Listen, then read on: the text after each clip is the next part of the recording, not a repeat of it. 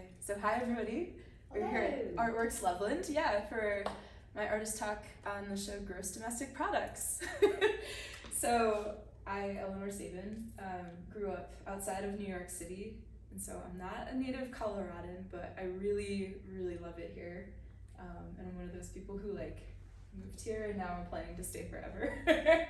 So I went to school at the Rhode Island School of Design in Providence and got my BFA in sculpture, and then had a studio in Providence in these very scary mill building, spooky haunted type mill buildings, scary in that way, for a few years, and then ended up going back to grad school at the Cranbrook Academy of Art in Michigan, right outside of Detroit. So I've been super lucky to go to two really fantastic schools, and went for sculpture both times because I love drawing, but I also love making three-dimensional objects, and some programs, I guess in sort of classical systems of thinking about art and design, those two tend to be kind of separated, right? Where there's boundaries between painting and printmaking and sculpture, right? And everything is sort of siloed into those specific disciplines.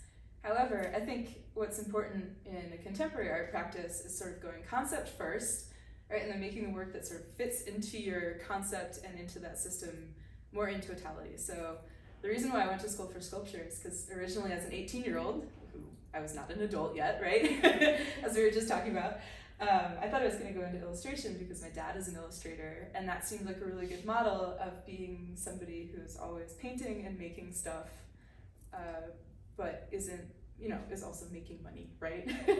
And that's one of the fears that I think a lot of us have when we're first entering art, just what are we going to do with that degree, right? But I quickly realized that illustration was a little bit too, it felt restrictive for me. So I ended up in sculpture because what I figured out at RISD in the sculpture department was that sculpture was basically everything that wasn't painting, right? So you could draw, you could make bizarre prints, you could sew things together, you could make sounds, right? And that's something that's really attracted me to the field of sculpture ever since. So I have kind of a strange way of thinking about the drawings in my practice also, in that those are just sort of additional ways of exploring space, but a different kind of space than one would explore in, there's this kind of space, right? And then we have this two-dimensional illusionistic space. And so that's really fun to work with because you don't have to worry about making things stand up properly, right? Or this sculpture too. Or how it's going to interact physically with people, the sort of chair piece in the back, right? We were just talking about the broken chair and how it's hard having a ready-made object in a show sometimes. And so drawing has become a way, just sort of another avenue of exploring space, but again, that different kind of more invented space than having to adhere to the rules of physics and materiality and all those things. So some background on the show. A lot of the work in the show is new. So from 2019 to 2020 to 2021, so I guess the past 3 years or so. The newest piece is the one in the back, the vine. So I don't know how to describe that yet. The two inverted shapes from one another. And then also this drawing here. Yeah, behind you guys. And so what I was really considering with this show is that I just had the privilege of buying a brand new house here in Loveland with my partner and husband. And previously to that, I had been pretty critical of the developing and the sort of environmental issues that were happening in Colorado related to developments, right? So new buildings and how they're sort of choosing sites for all of these buildings and housing developments. And also the proximity to fracking, right, and the concerns and the environmental concerns related to those aspects. And so then, this year I found myself being a brand new homeowner of one of these development houses, right? And so I was thinking about this sort of paradox, right, of how I am critical of those systems that then allowed me to buy and live comfortably in this house, right? And so where does that leave me? And then in talking to other friends, sort of seeing that a lot of people around sort of my age group are in this similar sort of quandary, right? Where we're really concerned about climate change, we're really concerned about the environment. A lot of friends are considering maybe opting out of having children due to the environmental and sort of economic consequences, right? And that a lot of it comes down to this really complicated relationship to capitalism, right? And within that, thinking about land use more specifically, right? So having moved here from the East Coast, what's sort of lovely about the situation is that we have so much space here, right? It's beautiful, and you can head out into the mountains and there's fewer people, although I'm told that there's a lot more people than there used to be, because I'm here too. But again, it's this other sort of paradox, right? Of we have all of this empty space and why not use it? But then are we using it the right way, right? And so I feel like, again, thinking in relationship to capitalism and development and progress, right? I was sort of looking at land and land use more specifically as, again, this double-edged sword, right? Where it's nice to have the space to kind of expand into, and it creates more housing opportunities for people, like me, who need those opportunities, but what is the cost, right? And so when thinking of the title for the show, I decided on gross domestic products, right? So not really a new title, except putting the S on the end. I hope would sort of make it my own, and also kind of make it a little bit of a joke in thinking about, I guess it's not really a funny joke, but maybe just sort of a play on words and thinking about art products, sort of domestic products, right? The things that we have in our houses and how that contributes again to this this economy of growth and how we're sort of using things up, right? And also the idea of expansion and development, right? So not just in terms of housing, but in terms of industry, and also all of the industries that sort of enable us to buy these things and have this cheap and relatively comfortable lifestyle, right?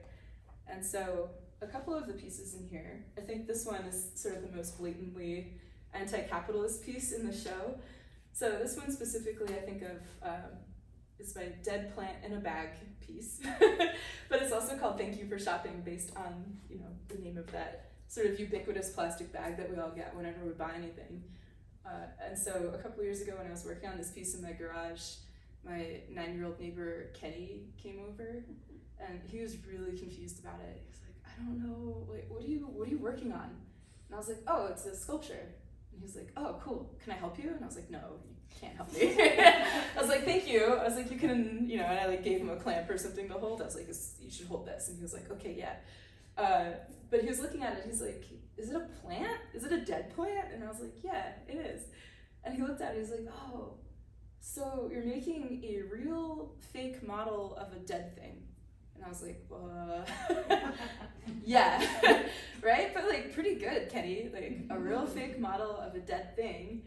And so in this piece specifically, I was thinking about our sort of consumerist mentality, where it's you get something, you use it for a little bit, it breaks, you throw it out, right? And how a lot of the objects that we're buying end up being these kind of hollow objects. They don't have a lot of, they're not designed to stick around for a long time. They're definitely not designed as heirlooms, right? Their function is sort of limited, and you use them for a little bit, and then they're sort of meant to be discarded or to move on, right? And so thinking about that joke, right, where you buy something, you use it for a little bit, and then you just get rid of it, right? It's you have contributed to the economy, but again, what's the cost, right? And so this being a hollow object, but also that white chair, the broken chair behind you all, I kind of consider another hollow object, meaning that it's ubiquitous, we can kind of ignore it, it doesn't have a lot of intrinsic meaning to it, right? But it's also one of the most mass-produced objects, I think, in the country, right? I'm pretty sure, I would be surprised if nobody had one of those chairs somewhere in their backyard, or at one time had one, right? And so that piece behind you, there's two little sprouts, and that one got kicked around a little bit, unfortunately, which is, not surprising. No, it's okay. I had some, I've been thinking about this piece for a long time, and I have my own personal critique of it. But again, using an object that's already been broken, right? Its use value is super low.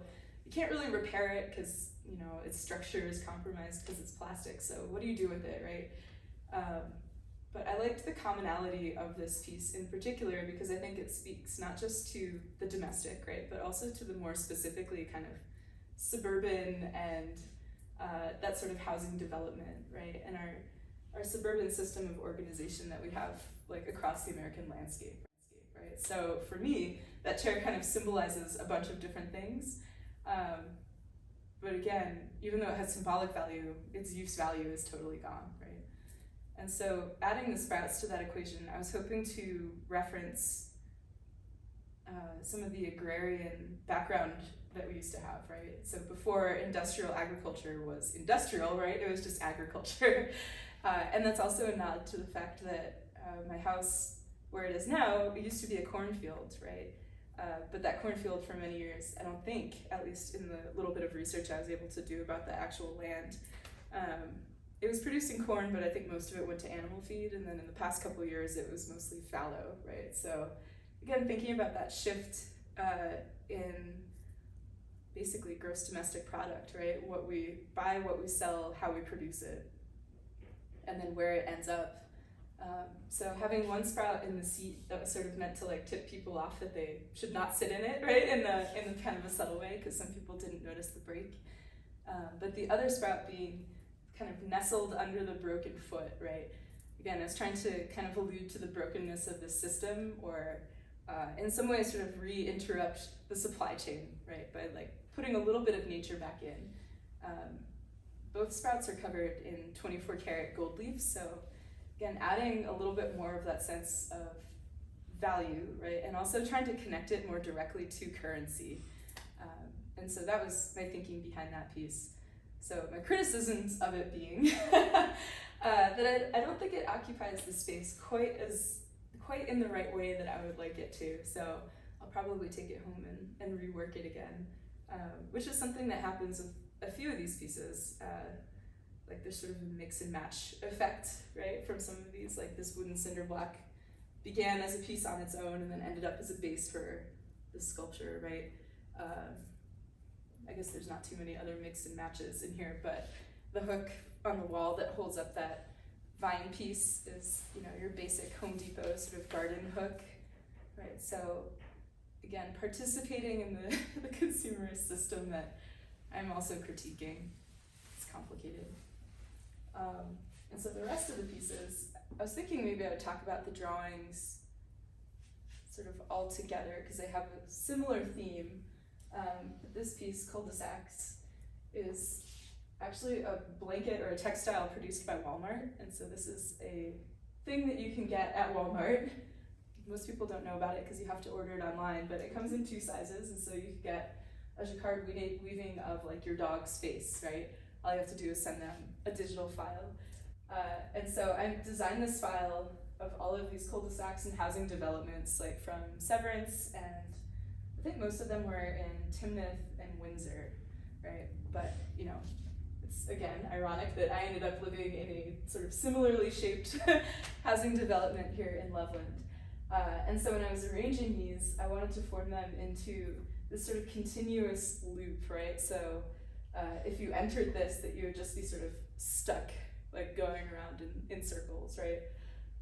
And that's been my experience specifically on the East Coast, like driving around New Jersey, right? Where it's like the sort of same loops of like those chain stores over and over again. And so again, with this piece, the background, I have it in 2 colorways. So I have one that's all black and white, and then this one, which sort of fades to that terracotta color. So I was really hoping to reference like the soil color here, and I don't think it's quite right, but it's close, right? And so thinking about all of those, you know, fields, and I guess not so much here, but forests and sort of meadows that are raised and like bulldozed and graded to be pretty level, right? And dirt color just seemed like the most appropriate choice for that piece. The cactus is pretty attention grabbing, I think, and maybe the most attention grabbing in the show. So this piece is actually constructed from a bunch of like very regular household materials. So 2x4s for the base, some fringe from Joanne Fabrics, but the actual sculpture of it is made from paper clay that I made in the garage. And then inside is that XPS foam from Home Depot, so that pink insulation foam that you can buy in boards, and some bubble wrap and some cardboard and a lot of packing tape. And so this piece, as well as the piece in the back, the vine. That's a paper clay piece as well. But this process really came up for me during the COVID shutdown when the virus hit and we were all sort of quarantining in our houses. I was like, man, I have all these huge projects planned. How am I going to make these sculptures? It's like, I don't have a wood shop, I don't have a laser cutter, I don't have the materials that I wanted to get because, we can't go anywhere, right? And so what I did have was a bunch of joint compound just kind of sitting around, and I also had a bunch of life drawing, demo drawings on newsprint paper. And so I had this flash of using some paper, like making up some paper clay in a bucket. And so I followed this recipe that this lovely lady posted online. She makes a lot of like animal masks. And what's really interesting about it is it makes this substance that is sort of thin and spreadable, but you can also sand it. So it turned out to be this really amazing discovery from this point that initially kind of seemed like an artistic dead end, right?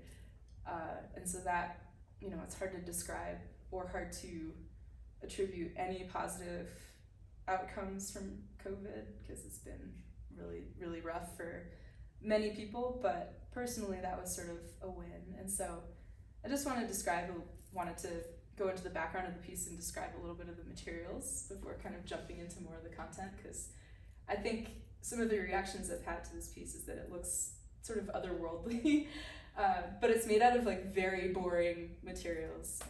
I think I forgot to mention, but the spikes are just toothpicks that I painted. So nothing that you couldn't also use at your own house. So my thinking behind this was also, it's a little bit more complicated to describe in that I was inspired to make this piece basically from a dream that I had where, artists in the room, you're sort of like chewing on an idea and you're not sure what form it's going to take. And then sometimes it just kind of pops into your head at in moments of downtime, right? And so I was like, oh yes, this is the format for this cactus piece.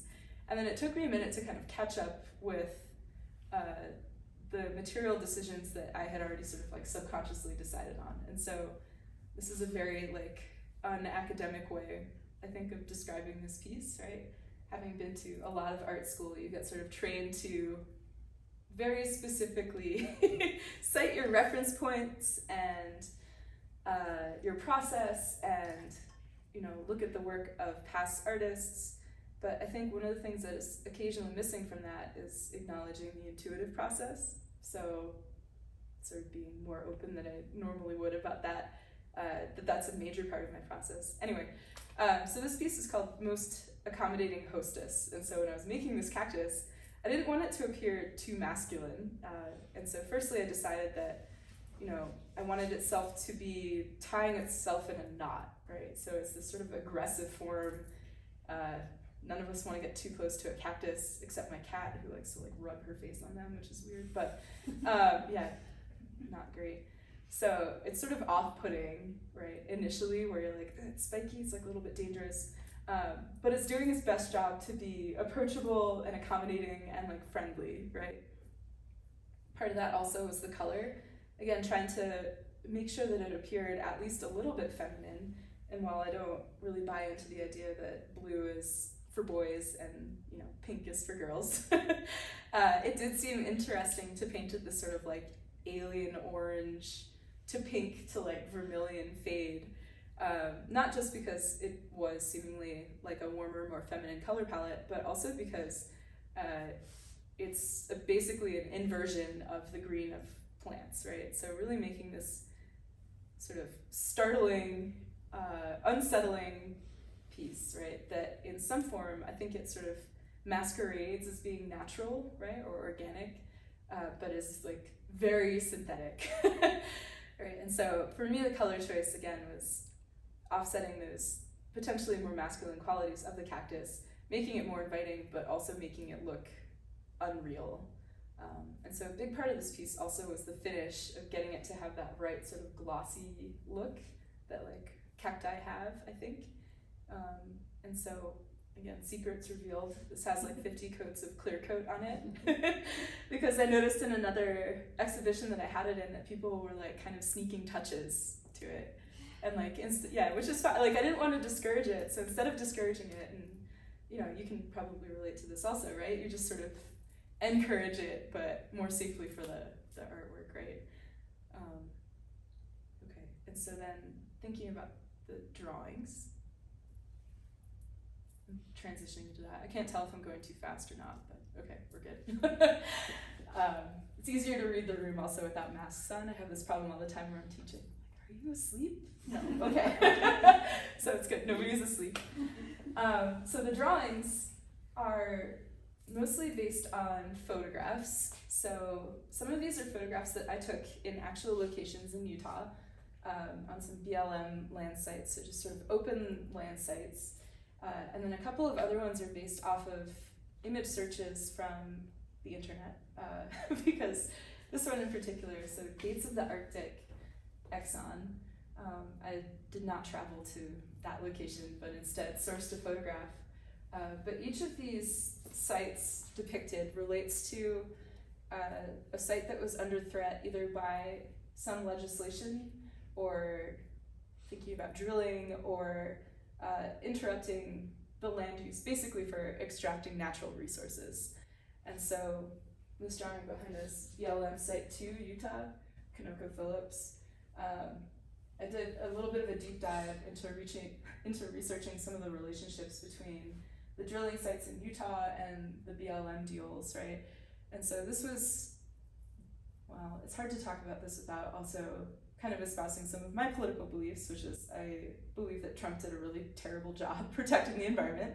And while he had those business interests in mind, right, which is nice because it allows us to live in comfortable houses with heat in the winter and continue commuting to work, right, there's also a real heavy cost for those comforts, right? And this again is that sort of paradox or that dichotomy that I was hoping to kind of embody throughout the show, right, is this comfort versus cost scenario. And so there are a lot of deals sort of being done, some more secret and some less secret, between drilling companies and gas extraction companies, big and small, in Utah, but specifically using some of these Bureau of Land Management sites that are not necessarily fully protected in terms of environmental legislation, but are basically just open spaces that are preserved and where you're allowed to camp and hike and ride your bike, right? And so really these sites belong to the people of Utah and the people of the United States, right? And so it's also a little bit complicated when private interests are trying to interfere in that relationship. So this one, and then there's the one behind you all on the sidewall over here. That's another site in Utah.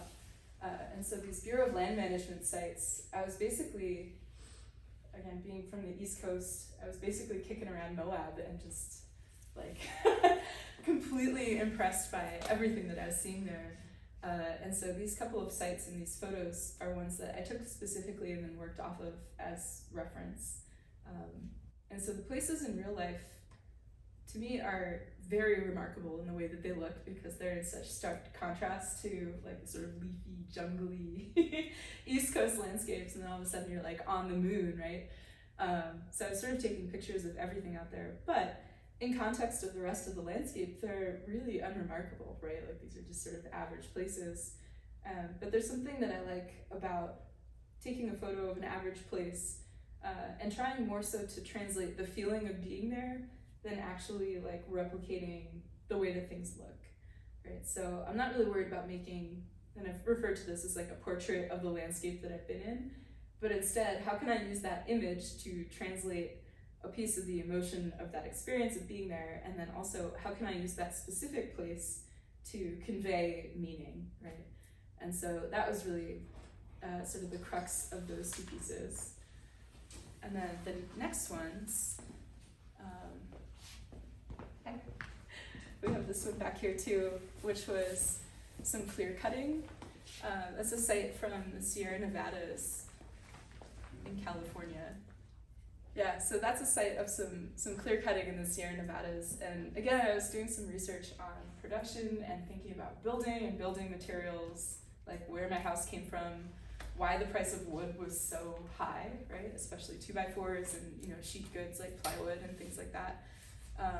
And so what I was looking up is a few major companies like Sierra Pacific Industries, right? And sort of tracing the ownership of these companies, which is actually, you know, for me, being an artist and not like a researcher or a journalist, was actually like pretty hard to do. And so I kind of came away frustrated from that experience and was like, wow, all of these systems are way more complicated than at first glance they seem. And then I also found that a lot of these major, or sort of these like minor player companies in terms of clear cutting and forest development or forest management, or even the companies that produce lumber for Home Depot, they're all sort of controlled by these like larger parent companies, right? So Sierra Pacific is a really big one. And what was kind of a side note, or maybe an anecdote after this, was that we were inviting a couple contractors into our basement to think about like finishing up our basement. And I was working on this drawing, and one of the contractors came over and was like, oh, that's a really sad drawing. And I was like, yeah, it is, right? I think it's super sad also. And he's like, well, like, what were you trying to convey with that? I was like, well, I think part of it is the sadness, right? Because, you know, I feel a deep sadness at the devastation of these sites for, again, like 2x4s and building materials and things. I was like, but I also wanted to be, you know, making a direct link to the sort of origin of those materials, right? And he was like, oh yeah, that's something I think about a lot. And I was like, oh, that's awesome. And then he went on this sort of side tangent about, again, the price of wood raising, like coming up and increasing really quickly, but also about beetle kill in the West, right? And I was like, yeah, it really makes me wonder why we're not like using those beetle kill trees for, you know, lumber or like reclaimed wood or something. And I was like, huh, I have no idea, right? And so both of us kind of stood there and were like, and so that's really what I'm hoping that overall this show does, right? It sort of sets out some questions that there's no really good or direct answers to, but that if it sort of sparks a response in people so that you're excited to kind of look into more of the content or to look a little bit deeper, that's a total win in my book. And so in relationship to this drawing, this last one, the Gates of the Arctic, Exxon. So this one, again, pairing a vulnerable site that was slated for drilling under the Trump administration because, again, complicated political situation. But I don't think that ever actually, I don't think that it's happened yet, but it's still sort of legislatively vulnerable at this moment. So I made, again, a depiction of that site, but then overlaid the year-to-date income, like stock graphic from ExxonMobil over top. And that was kind of a last-minute decision. Like, I remember I submitted the photo to Sarah and Marisa and was like, here's what I'm drawing, and this is the finished piece, and then I brought it in, they're like, oh, what? There's like green on it now, yeah. And so, again, that was one of those sort of last-minute flashes of inspiration where I was like, oh, I can strengthen this relationship if I put this graphic on here. And also, I was kind of struck by the way that it mimics the form of the mountain range in the background, right? And so that was one of those main, or sort of a key flash of inspiration that happened at like, you know, the 11th hour. And so that green is actually stenciled on using some like contact paper and cut through it. And then I airbrushed through that to create that green graphic over the top. So I had a couple questions about how I got my gradient so smooth. I'm not that skilled of a painter. And the airbrush is extremely good at gradients, so I let the airbrush do most of the work for me on that one. So, I don't know, maybe I'll wait to make an overall statement, but I feel like I just did a lot of talking, and again, I was hoping to have it be a little bit less formal, and then I think I just talked for like a very long time. So, opening it up for questions.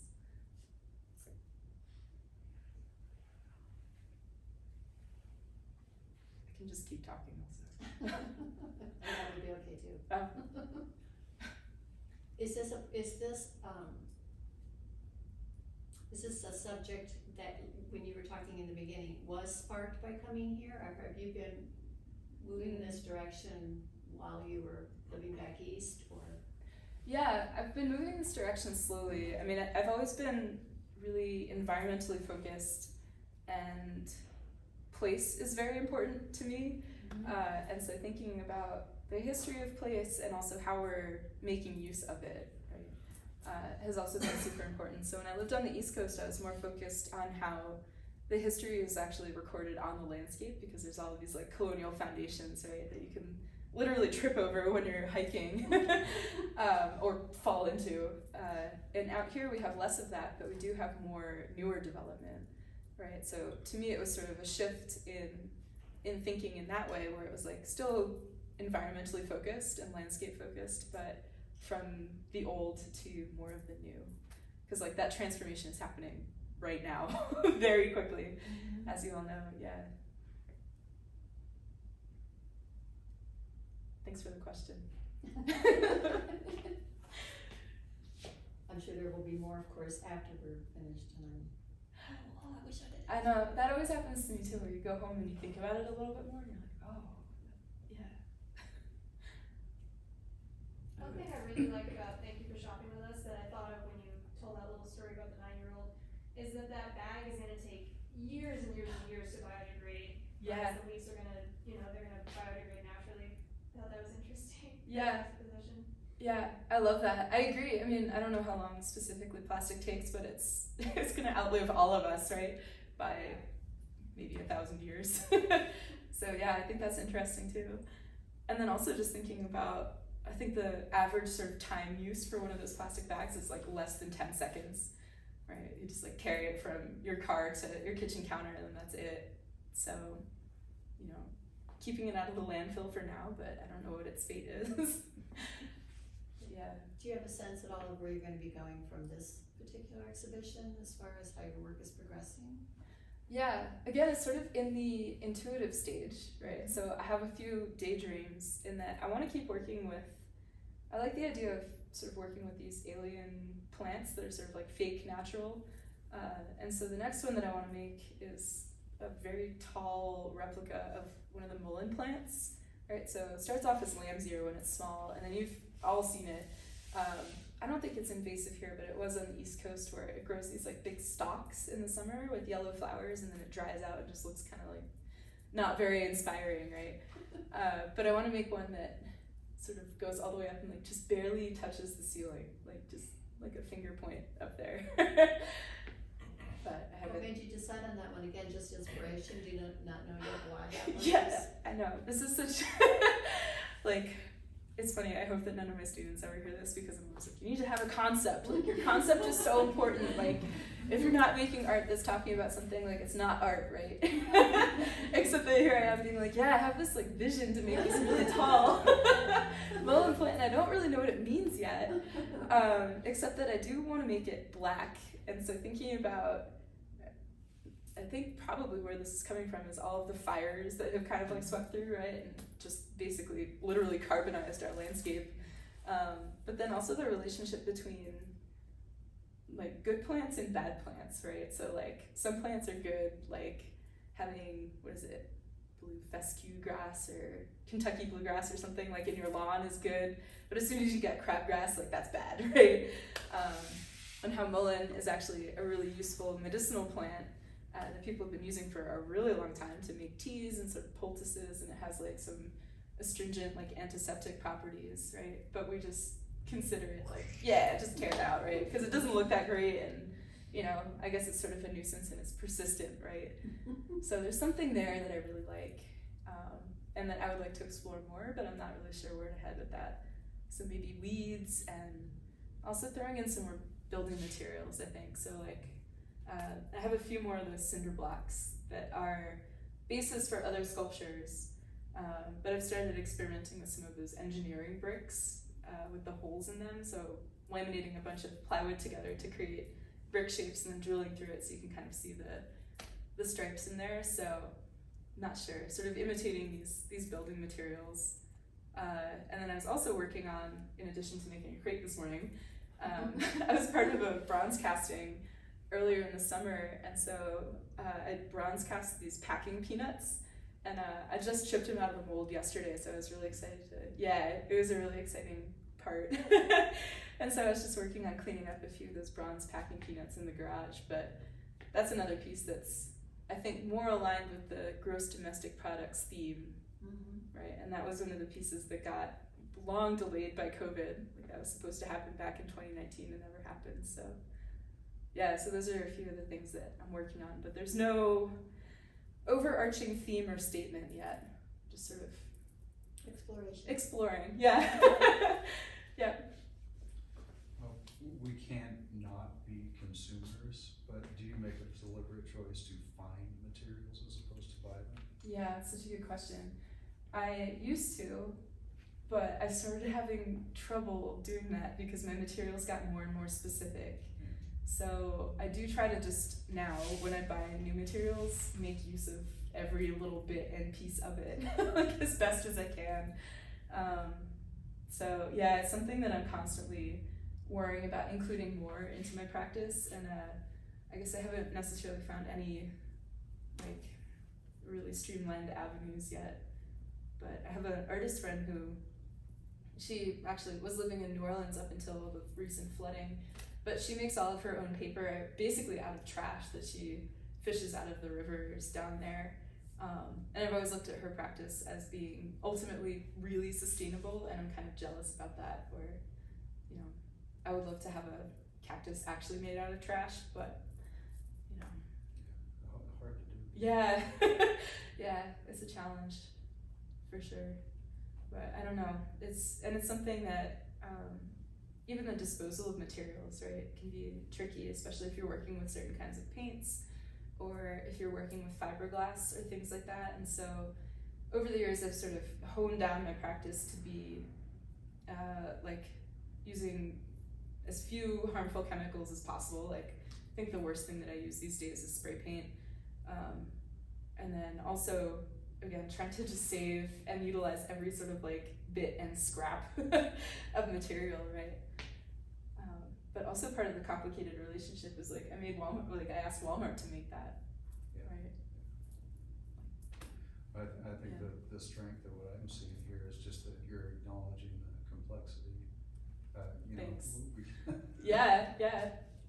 and like with my background is in planning, design, architecture, that sort of thing. So land use comes into this Yeah. really strange focus where in the U.S. our oldest cities aren't all that old.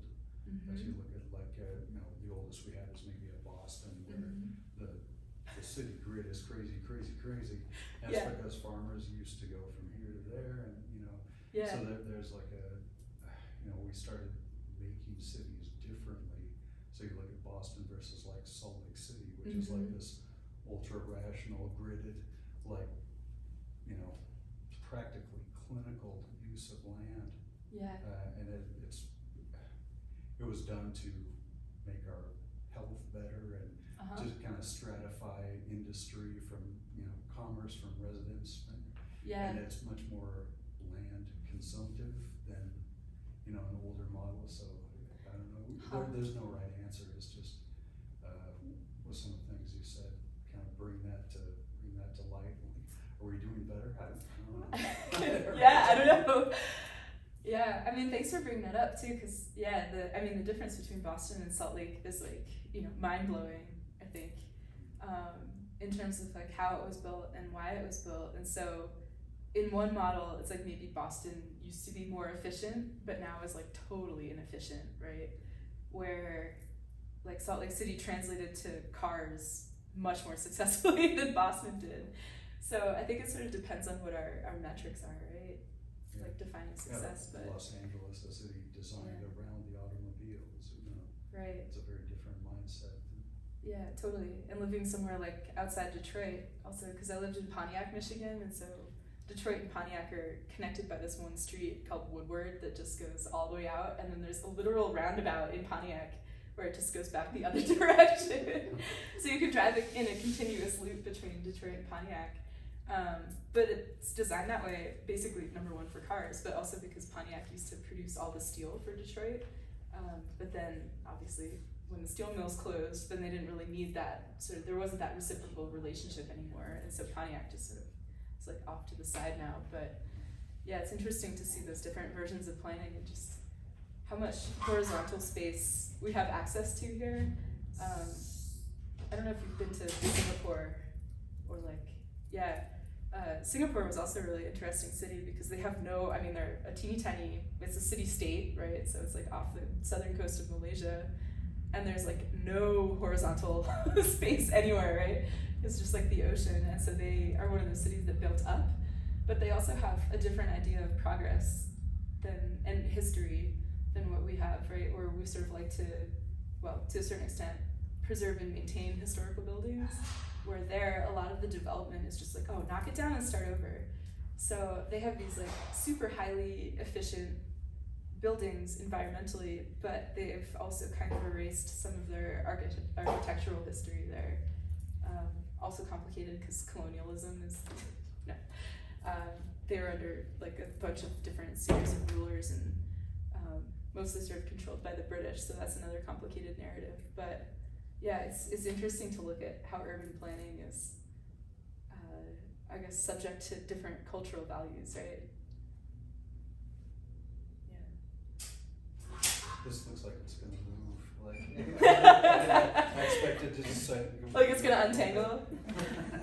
I'm glad that it has that kind of like, that sort of presence. That's satisfying to know. Speaking of the cactus, you spoke a bit about how you didn't want it to be masculine, and so Oh yeah. you tied it in a knot, and traditionally, I mean, throughout antiquity, the knot has really been this subversive, taboo, very feminine subject matter. So could you talk a little bit about, were you thinking on, was that intentional, or, you know, what makes I mean, I understand the play of words in the title. Yeah. But could you speak to the masculine, feminine? Interesting. Okay. Yeah, and it's sort of, to a certain extent, I'm like uncomfortable with that gender binary because I think that gender is a lot more complicated than just those two extremes. But again, the idea of the knot, like, I'm not sure that I've researched a lot of the historical symbolism of knots, so it's interesting that you bring that up, and that's something that I'm gonna go home and like Google search and check out, because I think I need to know about that. But mostly for me, it was that sort of play on gender roles, right? That I think women are often, or at least I was, like, socialized to be a good hostess, right? And in order to do that, you sort of have to like tie yourself in a knot to like accommodate these other people, and then often it comes with, like, if you have this sort of intrinsic fierceness, that you're taught to sort of like mellow that, right? Or like temper that, or make people aware that like you can be a little fierce sometimes, so like I'll just be a friendly color instead, right? And so I don't know if that answers your question directly, but yeah, I'm gonna go look up knots now and see what's in there, because yeah, I should. Yeah. Okay, cool. One other quick question about that. Is there a Yeah. reason for the choice of scale as far as the height?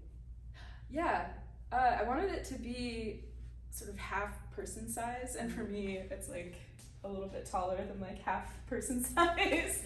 So that's basically where that came from, because I wanted it to occupy enough space that when you're next to it, that it felt like it was starting to kind of push back a little bit, not just in color, but also in like the physical form. Why did you choose not to elevate the chair? Yeah, it's interesting. It's something that, like, initially when I came in, I had it on a moving blanket, and Sarah and I both looked at it and we're like, oh, that doesn't work, right? And there's something nice about having that relationship of like chair feet to ground, right? That, I mean, it's obvious how chairs function, and so having that really direct relationship looks better aesthetically, but I think because it got sort of kicked around, like, I don't know, maybe it does need to be elevated a little bit. One for each leg there, one of the. Yeah. I thought about it actually, because I have a couple of, again, the pink insulation foam that you can grab at Home Depot. I have some shipping pallets made out of that, and so I think, yeah, perhaps next iteration of chair will be up on a shipping pallet made out of that pink foam. It does change it though. I mean, It does. being directly on the floor also, I think, strengthens what it is you're talking about anyway. And so as soon as you elevate it, it starts to be an art object. And then while it's on the floor, it's an art object, but it's also this and this and this and this, you know.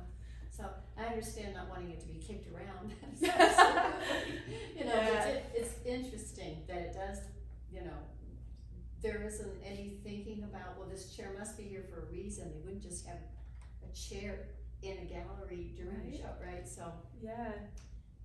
but working on the floor a lot myself, I understand what you're saying. And that's interesting because going to see the show on the other side, I was like, oh, now, yeah, you have a couple pieces on pedestals sort of on one side of the room, but a lot of it is floor based, right?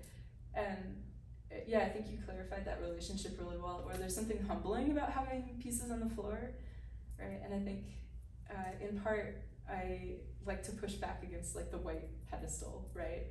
Because, you know, it's sometimes not the most interesting way of like physically elevating a piece or of sort of resolving that nature of like, this is an art, right? Instead of just like a thing. It's almost like a frame. Yeah, on- exactly. On a drawing, yeah, it's, there's a separation there. Totally. And it's understandable, but it is there. Yeah, and I mean, sometimes it works and sometimes it doesn't, right? So it would be interesting to like put that up, I don't know, maybe a white pedestal is like the answer, right? Yes, this is not.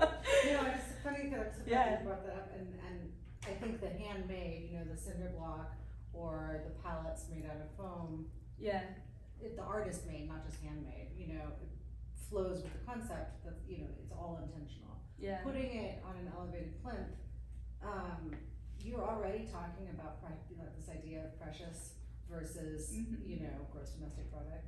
And so, like, you could embrace that with a white plinth, I think.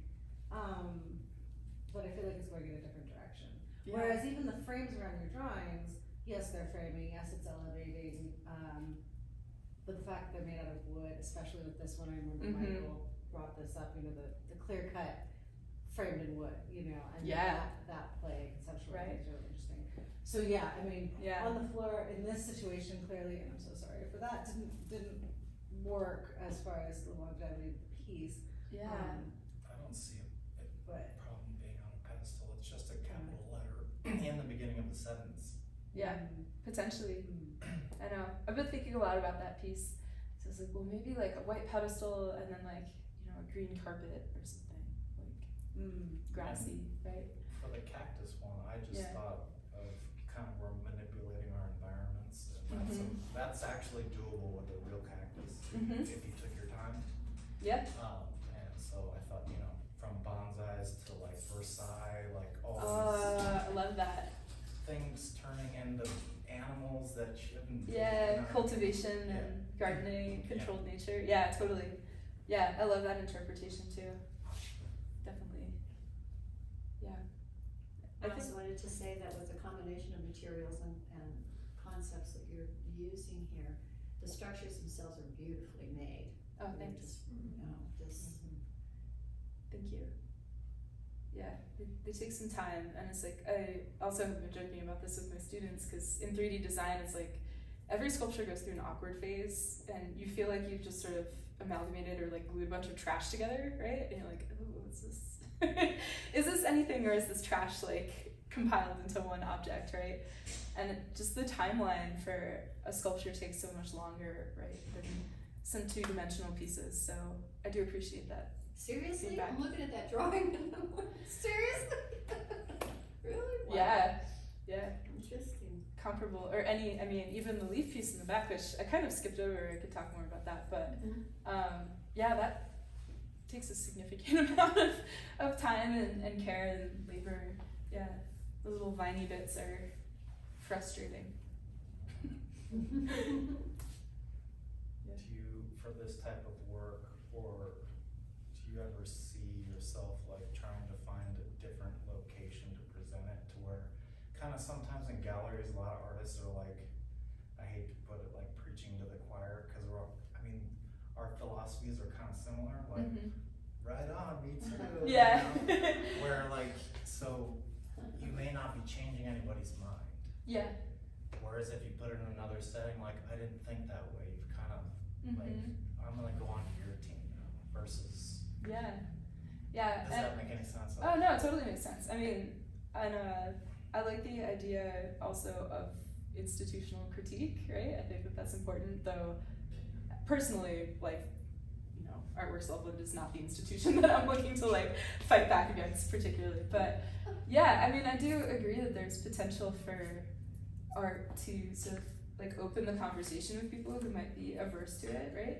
And especially because I think personally I would much rather sort of present viewers with like a bunch of different things and then have them sort of do the work of synthesizing it in a way, and like, you know, I love to have those conversations. So hopefully some people have seen it, but I feel like, and this is maybe a controversial statement also, a lot of the communities that are potentially more critical of, well, I guess a lot of the communities that are more pro like fracking and drilling and like, you know,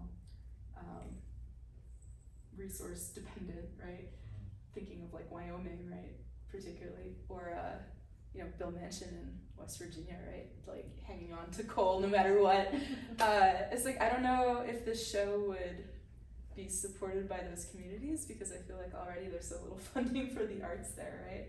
And like, I know that's a tricky statement to make, because of course I don't know everywhere in the United States, but yes, ideally this would be in many different formats, right? And sort of reaching out to other viewers and people who think differently. It's also similar to like like if you're represented by a blue chip gallery. Yeah. And your work is going, I don't know, 100 grand up, and the people able to afford it are doing sinister activities to be able to afford the art. So basically, like the artist is selling out their, you know, morals. It's like so wild. It's It's like really the only way I crazy. could think about doing it is like you're a Robin Hood. Yeah. Where you're taking from them and you're gonna put it into a good I know. arena or something. Yeah. What do you want to bet ExxonMobil has a fantastic fine art collection? I bet it's, I bet you're totally right. It's probably awesome. I remember as a kid growing up, we had the PepsiCo sculpture garden right near our house, so we'd go around and like climb all over these like super famous gigantic bronze sculptures, and it was just like normal, right? But again, it's that example. And I think that's also why an earlier iteration of this show was like just hardcore against capitalism, maybe without me addressing like my own place in the system, because I'm I think we're all sort of a part of that, right? It's how our country works. And like I keep mentioning, I love being able to like flush a toilet or like turn on my lights or have air conditioning when it's 100 degrees outside. Like those things are great. But it's complicated, right? And there's some fast and dirty solutions that are not sustainable, that, you know, it's the sort of duct tape mentality, right? And especially in regards to climate change, and I have some real concerns about that. So it's the fast and dirty solutions that allow us to have all these comforts and to be sort of disposably minded, but at the same time, I think the price is pretty high. So Well, I think Singapore is a great city example of that. Like, you're losing individualism, but you're gaining something else. Yeah. In Singapore, again, I haven't spent much time there, but it was really different culturally from the US, because China is the sort of next most dominant culture in Singapore, maybe, at least at the time I was there. But yeah, it's like everywhere you walk, you sort of end up in a mall, right? Where it's like all the train stations have like a mall right above it. So you're going from mall to mall, and then there's, you know, more malls sort of in between. And yeah, everything was a sort of like grand capitalist experience where like,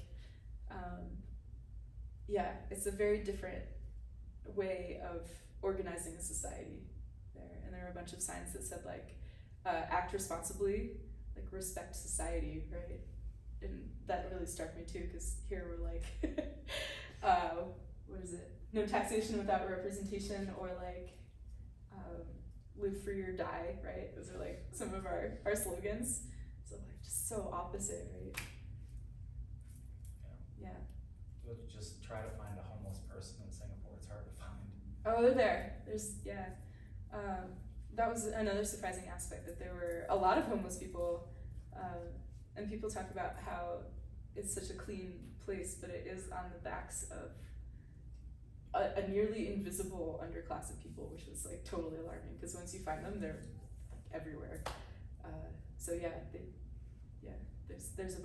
There's a strong homeless population in Singapore, but a lot of them basically just live at the construction sites that they're working on, at least what I saw when I was there. I would say, just as a comment, I think psychologically on the drawings, the starkness or the deletion of the sky makes a big psychological impact on what you were talking about. Oh, interesting. More sad, yeah. It's more sad with no sky? Yeah, Yeah. I think that deletion, kind of that starkness above, really adds well to that psychological impact. You've been thinking about that? Yeah. Actually, I hadn't thought about that either. I mean, in some drawings, I do put a sky in, but it feels heavy, right? They're so intense, I mean, the line work is so much, you do need that visual break, just Some breathing on, Yeah. Yeah. I know, it's an interesting, I mean, that style of drawing is like very uncool in some ways, right? It's like realist, it's based on photographs. I sort of learned it by copying like dead white guy artists from like the 18 and 1900s, right? And like none of those things are super applicable to like contemporary art in a lot of ways. However, this style works for me because it translates so well to like natural settings and like sticks and leaves, and you know, in some ways it was important to kind of suck some of the color out of the natural, right? And that's sort of where I started with the black and white. It's like, yeah, if we're just looking at it as like black and white, we're looking at the forms and we're sort of looking at patterns and thinking about how those scenes were like organized in terms of like the systems of growth and decay in there. And now it's just like morphed into this thing that I like can't stop doing, and I really like it, and it's, you know, part meditation and frustration at the same time. But I was hoping that the green in this piece was gasoline or oil based, because you know, you get that iridescent sheen, totally. and that's what it reminded me of. Oh, I love that. Yeah, that would be really interesting too. Because they make some sort of pearlescent paints. They're not like a strong, or like iridescent paints, right? But it's not a super strong iridescence.